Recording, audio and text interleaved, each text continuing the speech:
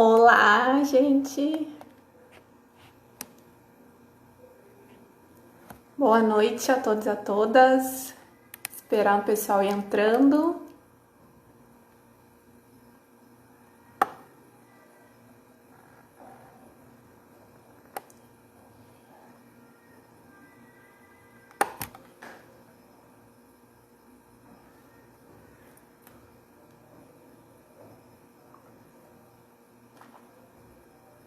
Boa noite, doutora Fernanda Furtado, doutor Jonathan, João Pablo, que vai participar da live.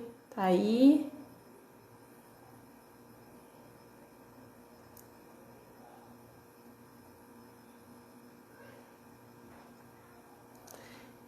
Então, gente, eu agradeço ao IBADPP, em especial ao Dr. Luiz Gabriel e ao Dr. Vinícius Assunção pelo espaço e, sobretudo, por terem me acolhido no Instituto quando eu recém estava chegando em Salvador. Meu nome é Ana Luísa Nazário, eu não sou daqui de Salvador, eu sou do Rio Grande do Sul, mas me sinto baiana de coração.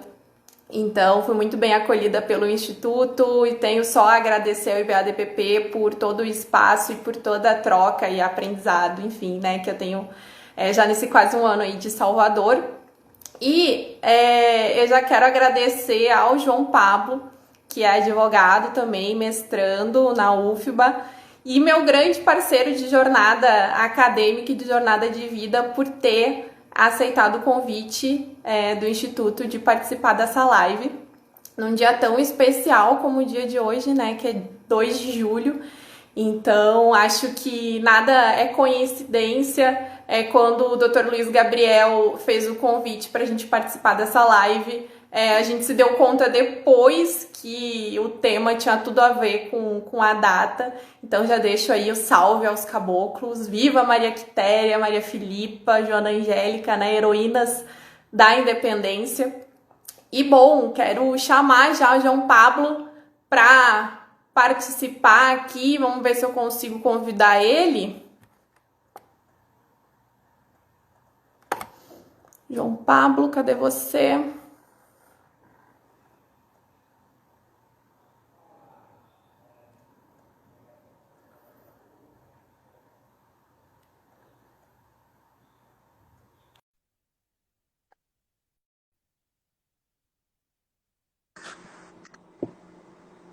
Olá! Oi? Oi, tô te vendo. Ah, pronto, boa noite. E aí, Aninha? Doutora Ana? Tô vendo, tô ouvindo. Então, Pablo, tava falando aqui, né, sobre o 2 de julho, rapidamente. E o tema da nossa live é racismo para inglês ver. E esse tema, ele surgiu a partir de um texto de título O Dia em que o Morro Descer e Não For Carnaval, um levante negro, para além de hashtags e stories, que tu me deu a honra de dividir a escrita. E a produção desse escrito veio entre o assassinato do João Pedro, de 14 anos, no Rio de Janeiro, né? E o assassinato do George Floyd nos Estados Unidos. Ambos, como infelizmente a gente sabe, pela polícia. Algumas faces da mobilização virtual contra o racismo que veio, né, ressalte-se, após o ocorrido nos Estados Unidos, né, veio com força depois do que aconteceu com o George Floyd, nos deixaram extremamente desconfortáveis, né, Pablo? E então a gente resolveu unir as nossas escrevivências e apresentar esse texto que a gente chama de manifesto, né? E quem leu consegue perceber que, embora se trate aí de 2 advogados, 2 mestrandos em direito, nós fugimos do padrão engessado, frio da ciência jurídica e nós buscamos aí trazer uma linguagem minimamente acessível, que aí utiliza rap, utiliza MPB, utiliza samba, poesia.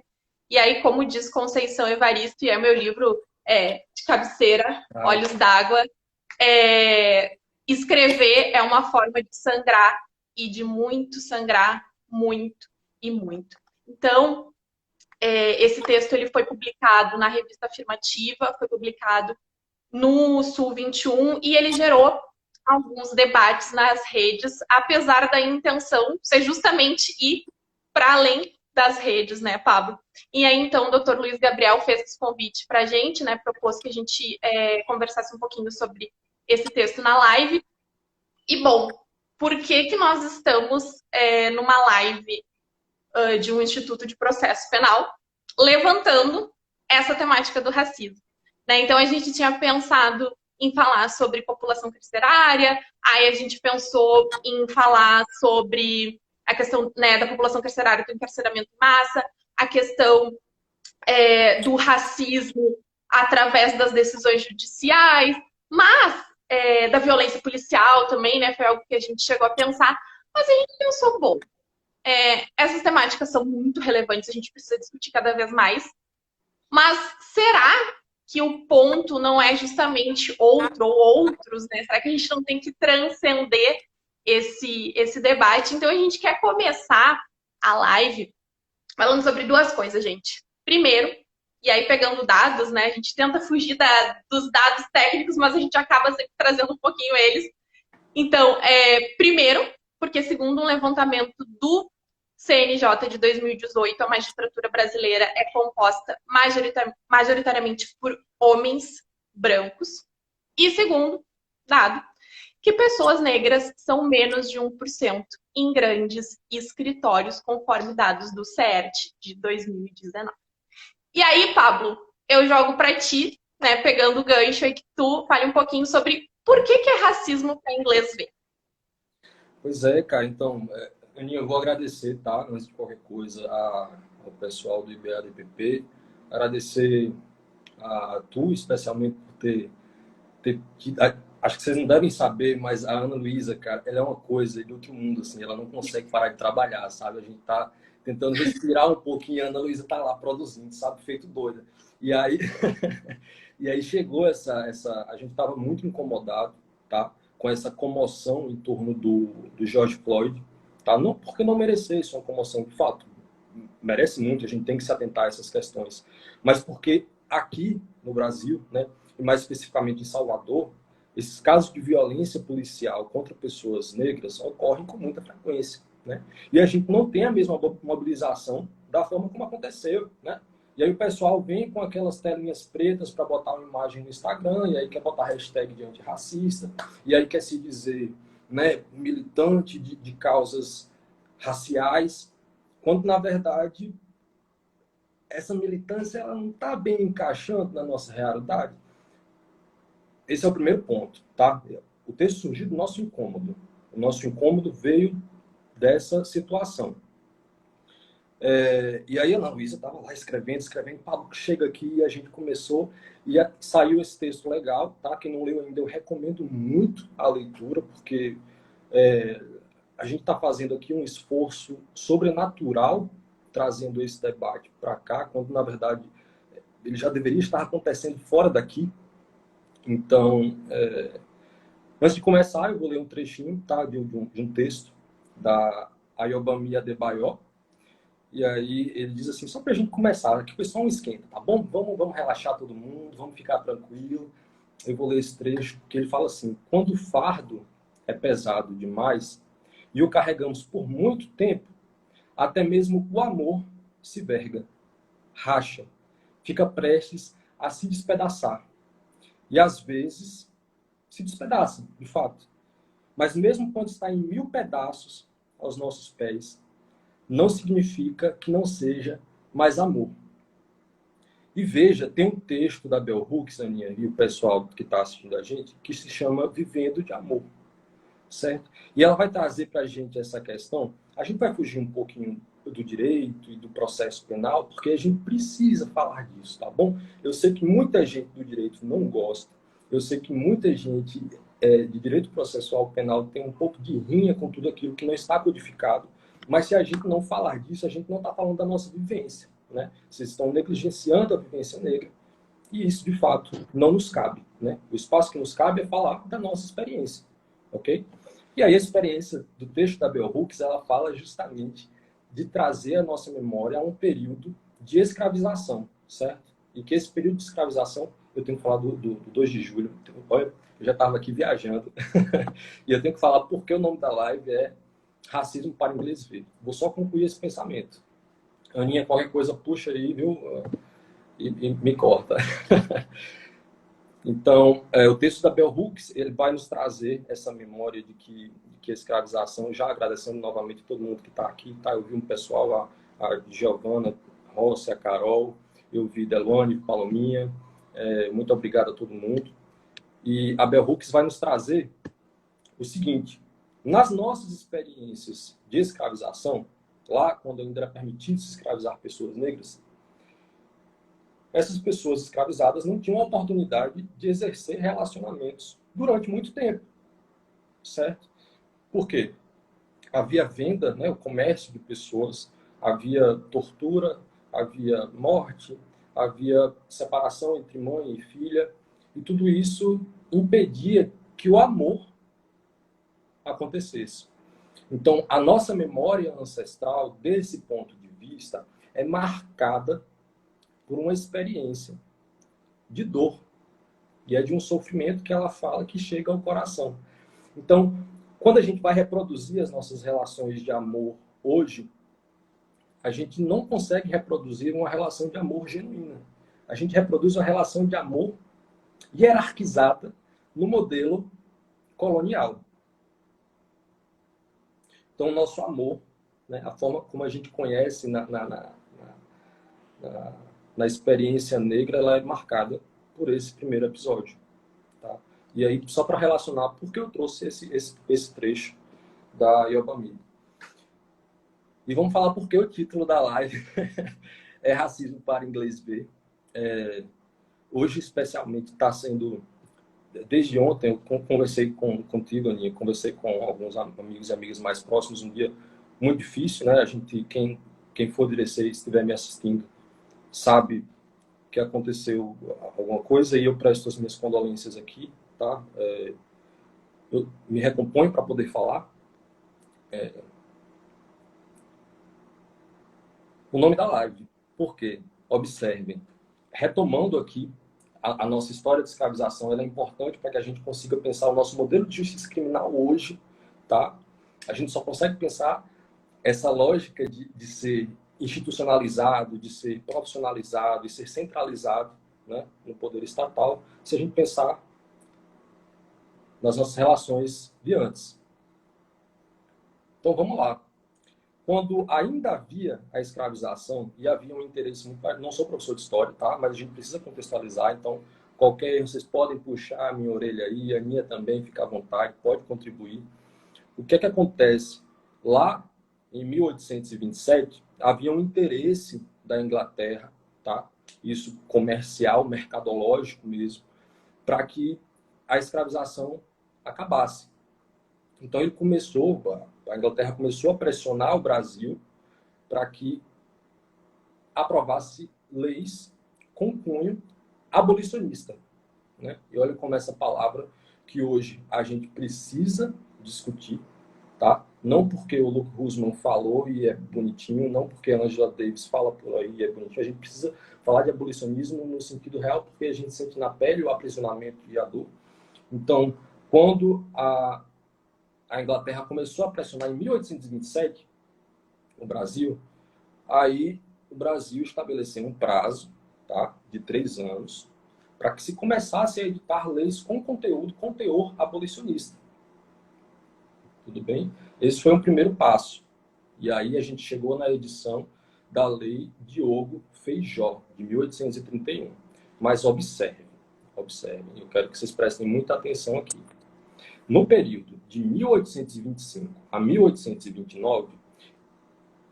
Teu áudio, Pablo. Oi, meu áudio tá ruim? Teu áudio baixou. Baixou de vez? Do nada? Não sei, pelo menos eu tô ouvindo baixo aqui. Comenta aí, gente, por favor, se tá baixo ou não. Que eu não tenho... Melhorou? Não. Não, tava ótimo agora. É? O pessoal tá ouvindo? Será que foi meu celular? Não, acho que não. Não? Deixa eu tirar. Tá bom? Tá bom. O pessoal tá comentando que tá ok, Aninha. Tá, Dá pra então vamos seguir? lá. Pronto, vamos lá então. Beleza, obrigado, gente. Então vamos lá. Pensando aí nesse período, né, de 3 anos que a Inglaterra deu como um prazo para que o Brasil começasse. Minha mãe está assistindo. Um beijo, Karen também. Prestem atenção. Nesse período de 3 anos, o Brasil começou a Laerte, parabéns, aniversário dele hoje. O Brasil começou, editou essa lei de Diogo Feijó de 1831, tá? Mas entre 1825 e 1829, a gente teve um salto de 25 mil para 44 mil pessoas negras escravizadas entrando nos portos, normalmente, entendeu? Então a gente pensa na lógica do navio negreiro, mas pensa também num Brasil que subnotifica dados de Covid, certo? A gente não tem um dado real, né, do que está acontecendo, a gente sabe que tem um dado anunciado que é muito grande, mas imagine naquela época em que a escravização de pessoas era permitida, entendeu? E a gente tem esse salto brutal no período que a lei foi aprovada. E a gente chama a lei Diogo Feijó, que proibia o tráfico negreiro, né, o conteúdo da lei Diogo Feijó era para proibir a chegada de pessoas negras escravizadas, a gente conhece como lei para inglês ver, justamente porque o conteúdo da lei era que se proibisse a vinda de pessoas negras escravizadas para o Brasil. Mas o que aconteceu foi que esse número mais que dobrou, entendeu? E aí a gente conta com uma disputa de poder muito forte, né? Por isso o tema da nossa live hoje é racismo para inglês ver, porque vamos contextualizar aqui no que a gente está vivendo, né? A gente tem um compilado de leis editadas, promulgadas, né? Tá hoje tudo certinho lá no Congresso, está tudo certinho. A gente tem estatuto, a gente tem lei de racismo, né? Estatuto da Igualdade Racial, mas se a gente pensar, por exemplo, a quantidade de pessoas que foi condenada pelo crime de racismo, né? E pensando ainda que a lei de racismo ela corrobora com uma lógica punitivista, né? E a gente sabe quem é atacado por essa lógica punitivista, a gente sabe quem está preso, né? E a gente sabe qual é o fim da prisão, entendeu?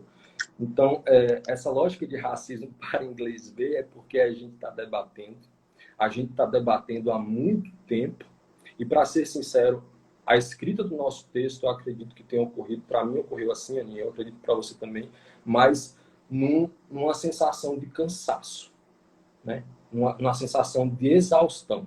A gente está cansado de bater na mesma tecla diversas vezes e não obter resultado algum. Porque, entenda, estamos aqui nós dois hoje debatendo, somos duas pessoas negras, né? Eu não requinto, mas, enfim, a gente está aqui debatendo. O que é que acontece? Esse mecanismo, né, do direito processual penal, do sistema de justiça criminal em especial, ele é um sistema voltado para matar pessoas negras. Então, qual é o meu objetivo em chegar para a pessoa que está me matando, né, e falar, olha, por favor, pare de me matar? Entendeu? Se consegue entender essa lógica, observa. O Luke Husman, ele vai dizer assim, que a gente deve, e isso já trazendo a perspectiva abolicionista, eu estou entrando, ficando meio conteudista, depois a gente vai sair de novo, mas é só para situar, para todo mundo se situar. Aqui não é para ninguém ficar perdido. Ele fala que a gente deve seguir uma lógica de desprofissionalização, de desinstitucionalização e de descentralização, né? Retomando a lógica das comunidades tradicionais, entendeu? Então, quando a gente fala assim, o Luke Husman, muita gente conhece, muita gente da área do direito conhece. Aqui eu estou falando para muita gente que não é do direito, né? Então, estou tentando falar aqui nos termos mais limpos possíveis. Mas muita gente do direito conhece o Luke Husman. Agora, quantas pessoas conhecem, por exemplo, o Fukuyama, que é um filósofo congolês que fala sobre lei e crime dentro de uma perspectiva das comunidades tradicionais. E vai nos mostrar justamente isso, que não existe um aparato estatal com força policial, tá? Que tem um intento genocida como tem o nosso.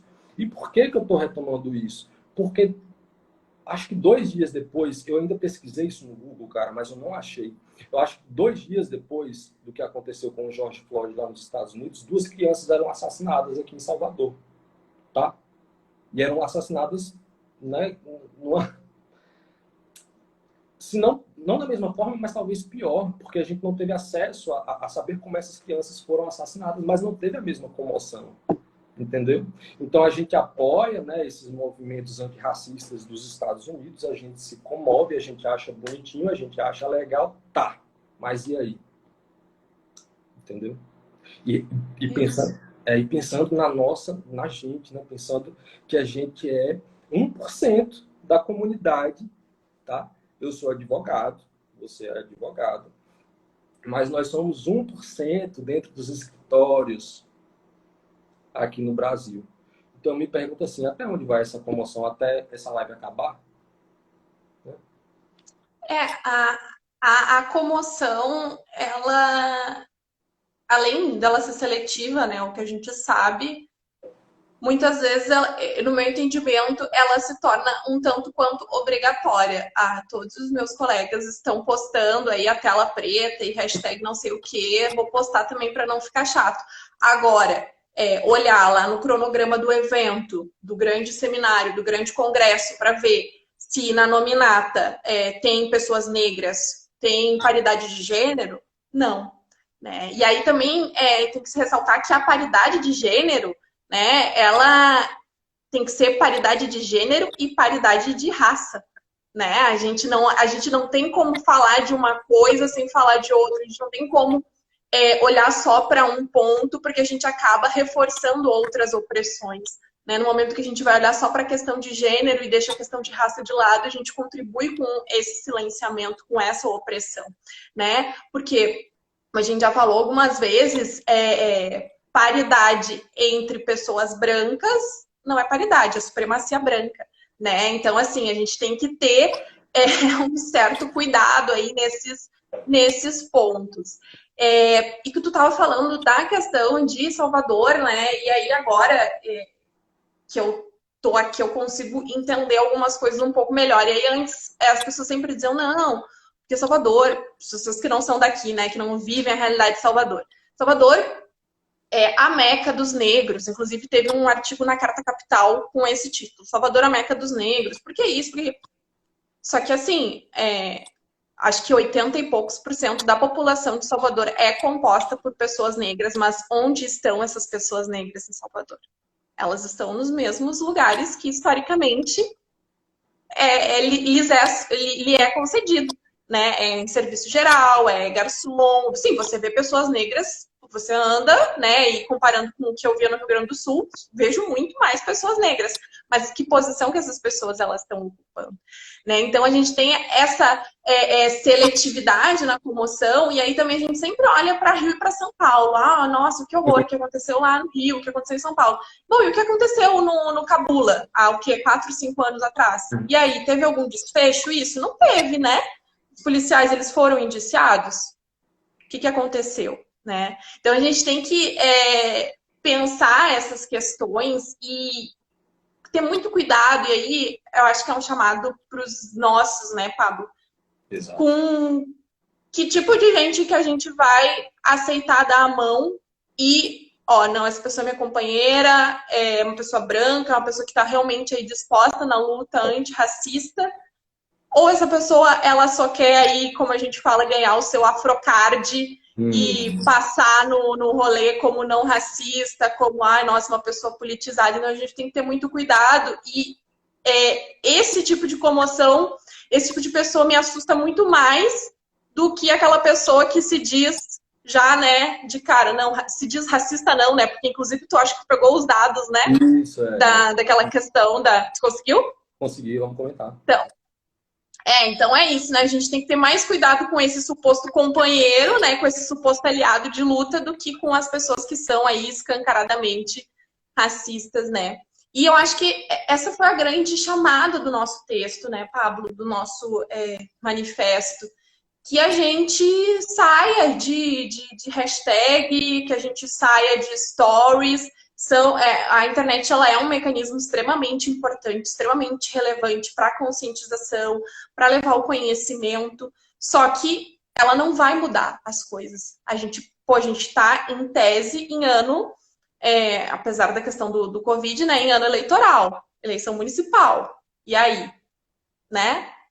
Quem é que a gente vai colocar? A gente vai eleger sempre os mesmos?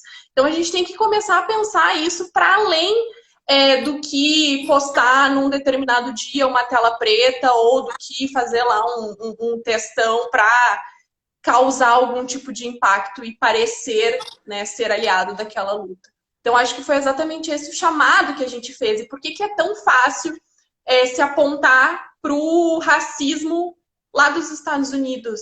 Para como a polícia dos Estados Unidos ela é violenta, nossa, como eles são cruéis. Por quê? Porque, como a gente bem coloca no texto, é muito fácil para a branquitude brasileira apontar para os privilégios dos brancos norte-americanos do que olhar para os seus próprios privilégios, do que querer abrir mão de um tercinho de privilégio que tem aqui. Não, eu vou ceder o meu lugar aqui, o meu espaço, para tal pessoa ocupar a mesa desse evento. Ou não, eu não vou participar desse evento porque não tem pessoas negras aqui, né? Então é muito fácil você se dizer aí comovido com o que está acontecendo, com o que aconteceu, né, nos Estados Unidos, mas na prática não efetivar isso, né? Aí os dados, Aninha, que a gente estava comentando, são do instituto chamado Data Poder 360, tá? E aí, interessante, eu me lembro de ter pesquisado isso no passado, sabe? E os dados serem mais discrepantes. Então, assim, inicialmente eu não sei se é muita hipocrisia, tá? Ou se alguma coisa está de fato mudando. Eu prefiro acreditar na primeira opção, porque é o que tem acontecido nos últimos anos. Mudança efetiva, com hashtagzinha e tela preta, a gente já tem o suficiente. E aí vai dizer assim, olha, a pesquisa perguntava se as pessoas acreditavam que o racismo existe, certo? 76% das pessoas confirmaram. Racismo, ó, existe. 59% disse que não pratica racismo, tá? E existe uma discrepância entre esses números. E aí a pesquisa ainda faz um recorte relacionado a pessoas que apoiaram ou não o Bolsonaro. E isso é mais intrigante ainda. Quem quiser pesquisar, tá? Fica à vontade, vai lá dar uma olhada, se deleita por si próprio, porque é bizarro. Observa, observa. Lá no texto, Aninha, a gente fala que 75% das pessoas assassinadas no Brasil são pessoas negras, certo? Então a gente aí está na liderança das pessoas assassinadas, nós somos a população que mais morre, tá? A gente está na média aí da população encarcerada, né? Mais 62%, se eu não me engano. Então a gente está liderando esses dados também. E eu me pergunto... As mulheres que mais sofrem feminicídio e violência doméstica são as Isso, mulheres negras. isso, mulheres negras, exato. E aí, boa, bem lembrado. Eu me pergunto assim, e aí de novo trazendo a Bell Hooks, mas dialogando também com a Grada Quilomba, né? A Bell Hooks vai falar que a maior revolução que a gente vai ter nesses últimos tempos para a população negra é uma revolução de saúde mental. Porque lidar com esses dados já é um disparate, é muito absurdo, né? E ainda retomando essa dialética de que os dados são subnotificados, né? Ainda quando tem, por exemplo, a gente fez uma pesquisa lá no núcleo de prisão em flagrante, e aí a gente observou que na descrição assim de raça, muitas pessoas que foram, né, levadas lá para a audiência de custódia, essas pessoas não se autodeclaravam nada, assim, não constava dado nenhum acerca da raça, entendeu? Então a gente acompanhou essas audiências de custódia, a gente viu que essas pessoas eram pessoas negras, e aí depois a DPE, eu acho que publicou uma pesquisa que dizia que 99% das pessoas que eram levadas à audiência de custódia, né, eram pessoas negras. Mas lá, nas datas, nos dados, né, do processo, a gente não tinha esses dados expressos, assim, de todas as pessoas. Então, a gente via pessoalmente que a pessoa era uma pessoa negra, né, ele dava com todo tipo de absurdo quanto ao paternalismo judicial mesmo, né, na figura do magistrado com a pessoa negra acusada de cometer algum crime. E aí não tem como a gente pensar de novo nessa lógica de que eu anotei porque eu sempre me esqueço como é certinha essa frase, mas a Audre Lorde ela fala assim que as ferramentas do mestre nunca vão desmantelar a casa grande, né? Então, do meu ponto de vista, aquele texto ele é uma iniciativa, tá? E de novo vou pedir que vocês leiam, né? Eu acho que a gente está com uma constância de pessoas. Eu vi que algumas pessoas comentaram, mas eu não consegui acompanhar, tá? Desculpa, mas a quantidade de pessoas que está assistindo a gente é basicamente a mesma. Então eu vou pedir que vocês leiam esse texto, tá? Porque é meio que uma retomada, assim, e mais ainda é um chamado, não só para a gente, porque a gente precisa dialogar entre a gente, tá? A supremacia branca, ela dialoga entre si há muito tempo, tá? E dialoga entre si porque eles têm um mecanismo do aparato estatal, tem um mecanismo financeiro, né? Tem um mecanismo emocional, como eu falei que a Bell Hooks trouxe essa leva de pensar uma revolução interior, e aí ela fala do amor, né? A gente precisa cultivar o amor entre os nossos. Então, vamos pensar essa lógica da branquitude, né? De que papel as pessoas... E eu não estou falando com as pessoas brancas, não. Eu estou falando para a gente mesmo. A gente tem que analisar o que essas pessoas estão fazendo efetivamente, entendeu? Então, é meio que uma localização precisa. A gente tem que se colocar, sim, tá? Mas entender, de novo, que o mecanismo que a gente precisa recorrer é outro, porque esse não tem dado certo, não tem dado certo há muito tempo, desde a escravização. Bom, e aí, Aninha, tem outro ponto no texto que eu me lembro que fala sobre a individualização, né? Que é um trecho do Abdias Nascimento. E ele vai nos mostrar assim, olha, a gente tem aqui as nossas universidades, a gente tem o nosso aparato judicial, né? O nosso sistema de justiça, a gente tem os nossos escritórios de advocacia, a gente tem as nossas relações pessoais. E aí, como é que a gente mantém esse poder, né? Como é que a gente mantém essa supremacia branca? A gente pega uma pessoa negra e coloca nesse lugar, tá? E deixa essa pessoa em evidência por algum tempo, ou faz com que ela seja vista, seja notada, é o tal do afrocard que tu vinha falando, mas é basicamente isso. E aí, uma pessoa conseguiu alcançar esse posto. Quantas pessoas negras estiveram no Supremo? A gente consegue contar nos dedos, né? A gente consegue contar, talvez, a quantidade de pessoas, advogados que estejam atuando em escritórios aqui em Salvador, negras. Então, essa lógica de individualização, de individualizar para segregar, ela não é uma estratégia nova. Ela não é não é um sistema novo, não é nada inédito. A gente já conhece, a gente está vendo acontecer, né? A questão é qual o momento em que o morro vai descer, cara, porque não está mais rolando carnaval. De fato, eu acho que o carnaval de 2021 não vai ocorrer, mas não é relacionado ao nosso levante ainda, tá? Então, a gente vai se beneficiar desse instrumento que é a internet, né?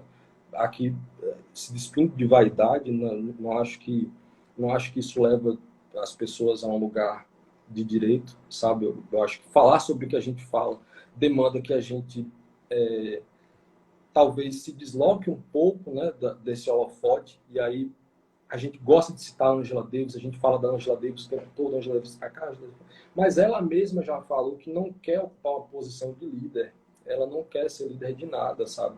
A gente precisa pensar uma lógica comunitária, né, que é contrária a essa ideia de ídolos, de líderes, né, de pessoas que são alçadas a um lugar individualizado e aí mantém essa estrutura escravocrata e hegemônica a que a gente está inserido até hoje, né?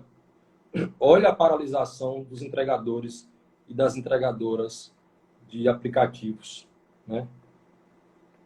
Olha aí um exemplo muito atual. 2020, os direitos das pessoas ainda são definidos como vantagem. Pois é, cara. Eu já tô lendo os comentários aqui. Interessante da live é isso, né? A gente vai vendo os comentários Eu me perdi um E aí, pouco. sem querer interromper teu raciocínio, Pablo, Dr. Diego falou aqui. No texto de vocês, há alusão à obra Casa Grande e Senzala, obra criticada por romantizar o histórico racismo brasileiro, por erigir a mulata como protótipo da mulher brasileira.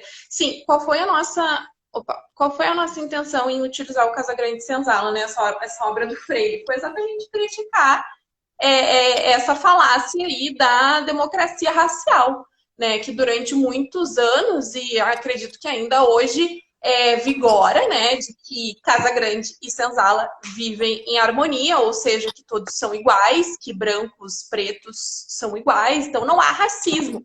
Se não há racismo, não há porque os negros, né, as pessoas negras se revoltarem, né? Então, resumidamente, né, a ideia da democracia racial. Então, foi por isso que a gente utilizou, né, de forma a ironizar isso, né, a criticar essa colocação do Freire. E aí, outras pessoas falaram que negro só se assume assim quando tem alguma vantagem, não consegui terminar de ler. Entendi. Ainda.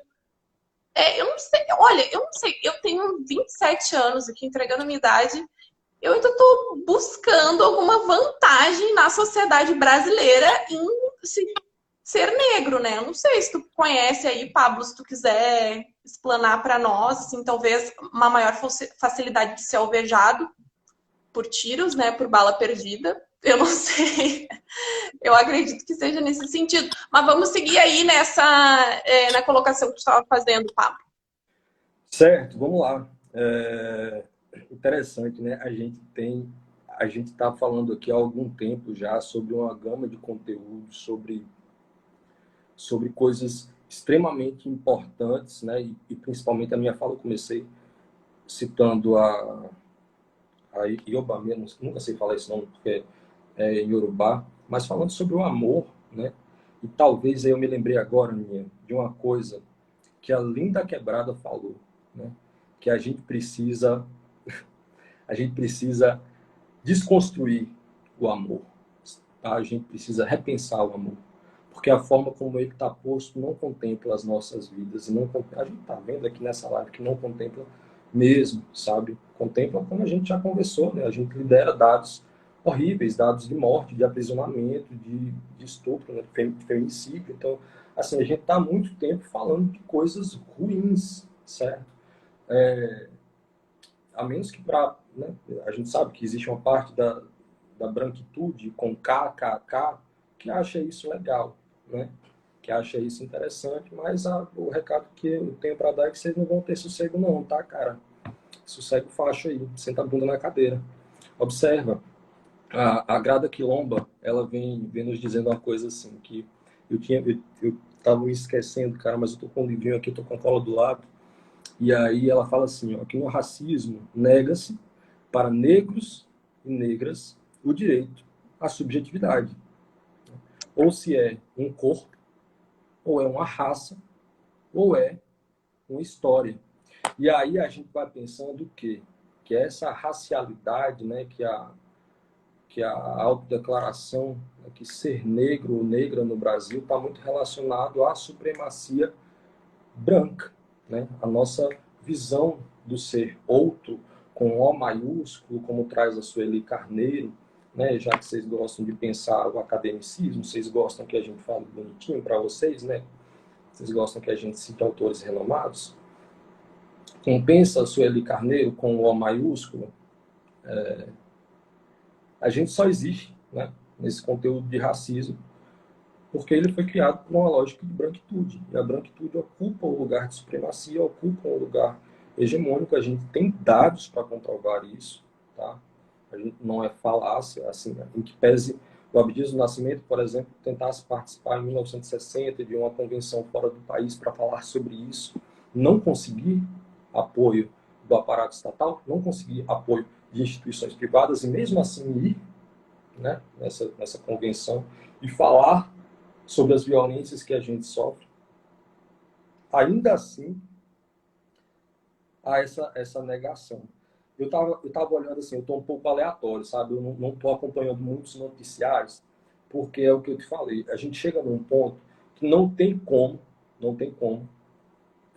ver tudo que a gente vê acontecendo, né, e manter a nossa sanidade, né, de corpo, de alma e de mente.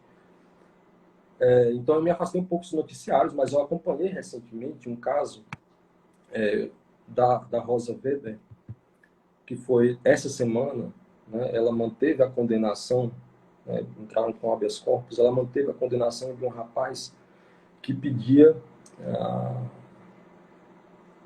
absolvição pelo princípio da insignificância. Ele furtou 2 shampoos no valor de R$ 10. Então, assim, esse caso chegou na Suprema Corte, não é um caso do ano passado, é um caso dessa semana. Chegou, esse rapaz está há 4 meses preso numa penitenciária cuja superlotação já ultrapassou a marca de 150%.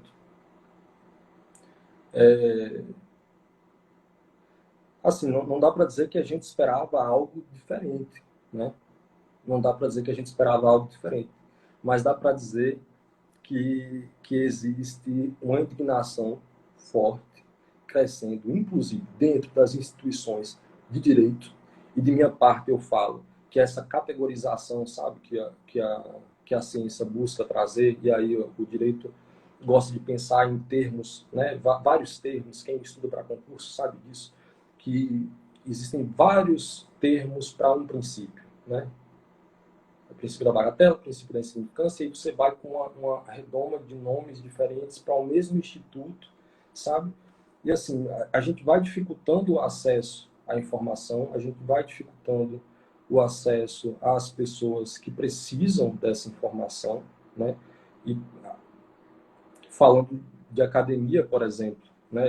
Existiu lei que proibia as pessoas negras de frequentarem institutos formais de educação. Então, isso já esteve em lei, sabe? A mesma lei que hoje criminaliza o racismo, que criminaliza a homofobia.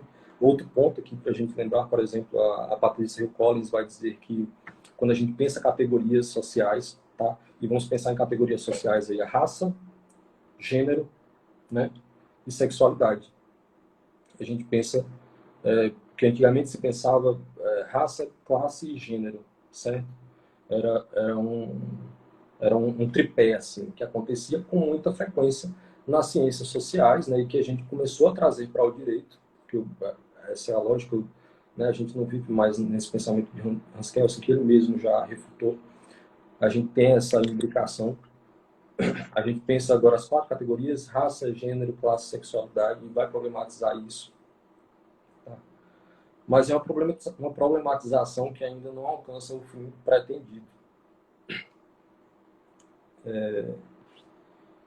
Acho que eu cheguei aqui no ponto, não falei o HC, não sei se é interessante também começar a adentrar nessa seara de essa discussão do direito mais a fundo assim.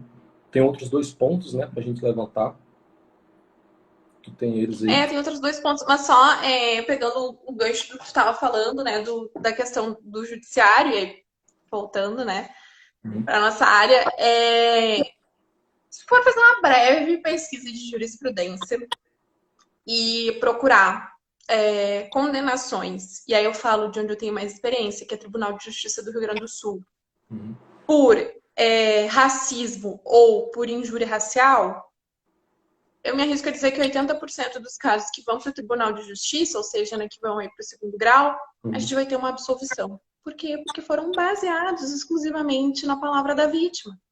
Mas em outros casos, a palavra da vítima é super, né, considerada e super valorada dentro do processo penal, né? E aí a gente pega, falando de palavra, né, falando aí de testemunha, né, ou seja, de vítima ou de testemunha de acusação, o caso do tráfico de drogas, a maioria dos processos, das condenações por tráfico de drogas se dão com base no quê? Na palavra dos policiais, né? Então, assim, a gente tem que... E aí, Pablo, eu acho que os movimentos negros, né, já se tocaram disso já tem algumas décadas, né, que é importante a gente ter a legislação, mas que nós temos que buscar por outras vias, né? essa satisfação via direito. E aí talvez o movimento feminista ele esteja aprendendo isso agora, ainda insiste muito na via do direito penal, né? Ou seja, nesse campo de batalha negativo que a gente tem dentro do direito penal, para conseguir uma tutela, né? Para conseguir algum benefício. Só que a gente sabe que isso não vai passar pelo direito penal.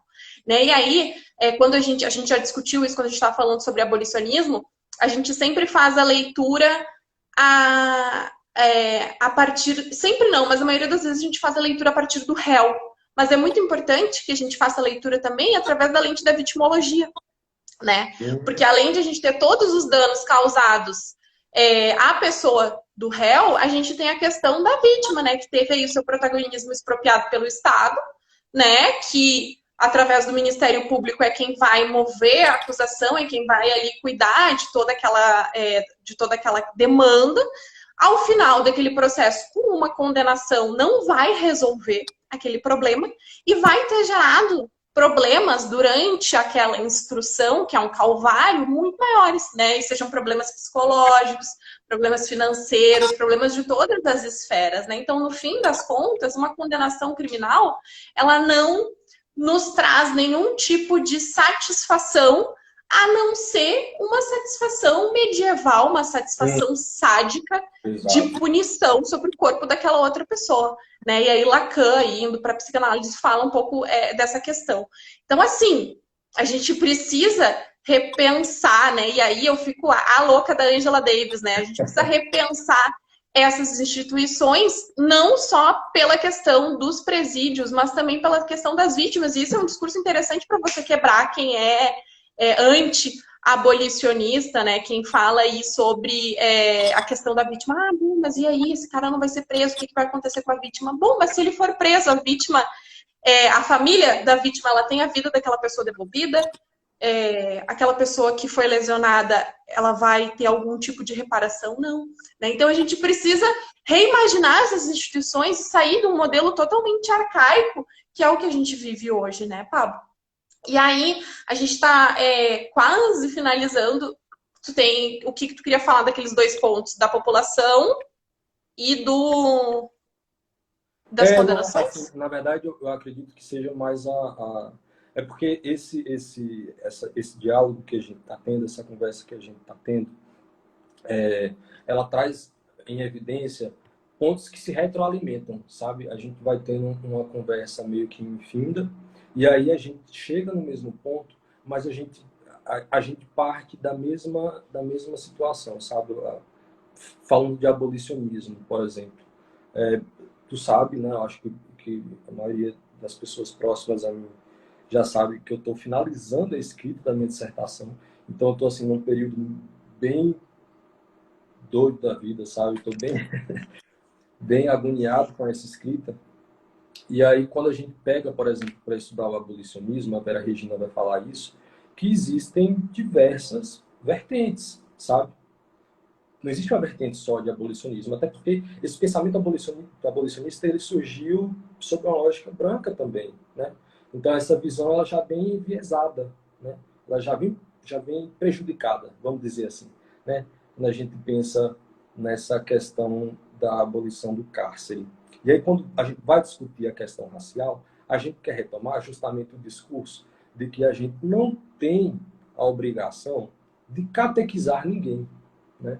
A gente não tem que fazer do nosso discurso um palanque, né? A gente não tem que utilizar o nosso conhecimento, a forma como a gente lida com esse conhecimento, como um modelo de autopromoção, né? Pensando, portanto, o abolicionismo aí nessa lógica racial, porque acredito ou não, existem, né, vertentes do abolicionismo que não tocam nesse ponto, né? Não falam da questão racial. Pensando nisso, a gente tem, óbvio, que pensar a vitimologia, a gente tem que pensar as medidas alternativas, né? A gente precisa pensar, por exemplo, que algumas das medidas cautelares que são impostas às pessoas acusadas, né, numa audiência de custódia, por exemplo, como a monitoração, a tornozeleira eletrônica, né? Isso é, perdão, isso é uma forma de encarceramento. Isso é a Michelle Alexander que traz. Ela traz as três formas de encarceramento, né? Que é, no caso, o gueto, né? A estratificação social, racial por parte do território. Você aloca pessoas negras, confina pessoas negras numa parte, né, da cidade, e aí deixa isso evidente para qual é o centro, qual é a periferia. Tem o encarceramento em si, que é o aprisionamento de pessoas. Se coloca pessoas negras dentro de uma jaula, né, e aí, de novo, o sistema penal retributivo, né, essa ideia de retribuir o mal com o mal, né, é um sistema de vingança, é o sistema que muitas pessoas cristãs, inclusive, né, defendem. Então há um disparate aí entre essa lógica cristã e o discurso punitivista, certo? A gente precisa trazer à baila a religião, porque o Nego Bispo vai falar que a gente é formatado numa lógica eurocentrada, monoteísta, mas a gente devia partir para uma visão, uma cosmovisão politeísta, certo? Então, são muito questões de perspectiva mesmo, de como a gente enxerga a vida em si.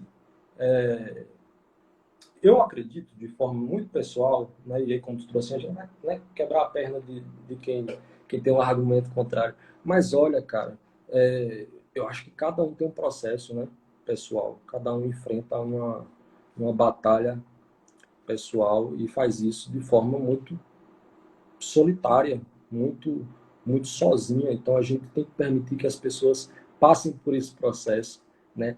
A gente se disponibiliza, a gente é como alvos dessa política de Estado genocida.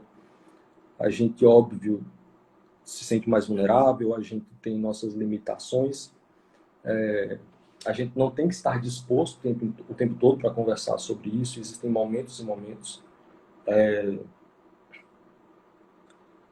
E aí, voltando para... Por que eu estou fazendo essa reflexão aqui? Porque a Rosa Weber manteve essa decisão, tá? Mas ela manteve a decisão de condenar uma pessoa pelo furto de 2 shampoos de R$ 10 cada, com o argumento de que a pessoa era reincidente, se eu não me engano. Mas, assim, isso é uma questão, né, que tá em trâmite ainda, o processo. E aí a gente já teve, por exemplo, o habeas corpus 84.412 de 2004, por exemplo, aqui trazendo outras questões, né? Já vai mostrar que a reincidência e os maus antecedentes não interferem no reconhecimento do princípio da insignificância, né? E que pensando aqui, porque não é da área do direito, que o princípio da insignificância é, né, um modo discrepante da tipicidade, certo? Então, se eu estiver errado, você pode me corrigir, viu, Aninha? Fica à vontade. Mas aí, pensando essa lógica aí, mantendo esse pensamento, né, esse posicionamento, mesmo com a decisão do STF, esse habeas corpus de 2004, em sentido contrário. Deixa eu te perguntar, Pablo, esse caso, eu não vi esse caso dos shampoos, ele já tem denúncia? Sabe se já tem denúncia? Cara, já teve, já. Assim, tem 4 meses que ele tá preso. Isso, Tem 4 meses que ele tá preso. Isso. É isso que eu fico pensando também, sabe? Aí é um absurdo a Rosa Weber ter negado a ordem, né? Mas mais absurdo. Agora, cara, eu não tenho certeza, assim, porque assim, foi eu acredito que sim, mas para lhe dizer que eu tenho certeza se houve denúncia ou não, né? Eu sei que houve, subiu, o habeas corpus foi subindo até chegar, né, no STF. Sim, e aí tu vê, né? Se é um caso que já tem denúncia. Primeiro, como é que isso passa por um delegado de polícia? Em primeiro lugar. Depois, como é que isso vai para o Ministério Público? Como que um promotor... E aí, a sede de punição, ela é tão grande que deixa as pessoas extremamente cegas, né? O Ministério Público, ele não tem que ser um órgão puramente acusador. Antes de tudo, o Ministério Público é custos legis, né? É fiscal da lei. E aí, se é fiscal da lei, bom, né? Só um pouquinho, vai denunciar realmente uma pessoa Por É isso, isso? é isso, Aninha. Assim, antes da gente fechar, porque realmente já está acabando, mas Sim. é preciso pontuar, assim, que independente ou não de denúncia, né? Gilmar absolve mulher que furtou picanha no dia que... Pois é, cara, assim, eu procurei, vi as notícias, mas não abri o processo, tá?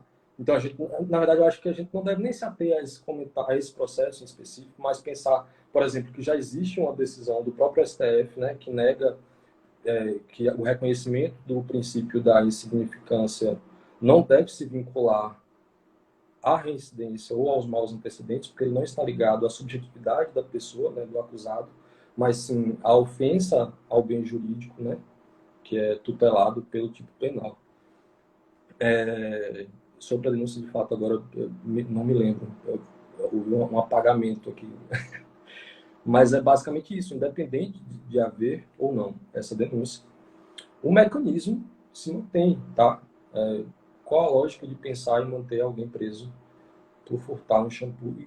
E o que deve, assim, é bem que você falou mesmo, sabe? A gente deve voltar os nossos olhos à, à, à vitimologia, né? A gente deve pensar assim, poxa, imagine a que ponto a gente precisou chegar para que alguém furtasse um shampoo, né? Então, acho que passado isso e passado essas lições que a gente teve, a gente acabou entrando um pouquinho demais no direito, né? A gente não tem como Sim, sim. fugir, não tem como fugir da profissão, mas é basicamente essa. Eu queria muito fugir do direito nessa live, porque eu acho que, de novo, o direito é um meio de fazer pessoas negras sofrerem. Então, Sim. ele foi criado e mantido e fomentado para que isso acontecesse. Inclusive, eu chego a pensar que, que muitas pessoas não desejam, de fato, a extinção do sistema de justiça criminal no modo como ele está formatado, porque isso gera, de alguma forma, né, certa renda. Né? A gente vai Sim. fomentando esses debates, fomentando essas discussões, e elas são infinitas, elas não acabam, mas uma hora elas têm que acabar. Tá? Eu espero que seja muito breve. Eu estou disposto a acreditar nisso. De novo, a gente não estava comentando sobre eu citei um caso específico, foi porque Faltam 2 minutos, Pablo. finalizando, saiu na mídia, mas a gente não estava falando sobre isso, a gente falou sobre o HC que eu citei. Então, agradecer a todo mundo que ficou aqui, que assistiu, que compartilhou, que deixou carinho. Cara, eu não consegui acompanhar todos os comentários, tá? Mas, Ai, agradecer, doutor Saulo. Doutor pessoal, Saulo estava aqui. Jordana, Cida, doutor Jonathan. Um Verônica, abraço para todos, saudades. em breve, quando passar essa loucura aí de pandemia, né, a gente pode se abraçar e fazer essa troca pessoalmente, porque é o que faz falta, né? Esse afeto. Vamos sim. Então tá, gente. Agradeço a presença de todos, a presença virtual de todos. Te agradeço, Pablo, de novo, por todo o conhecimento. Tu sabe que eu sou suspeita para falar de ti, né, Pablo? Mas assim, te agradeço por tudo que tu expôs e eu acredito que a gente conseguiu aí, ainda que breve, expor aí um pouco do que a gente queria trazer do texto e alguns outros pontos, tá, gente? Boa noite para todos e para todas. Se cuidem, por favor. Tchau.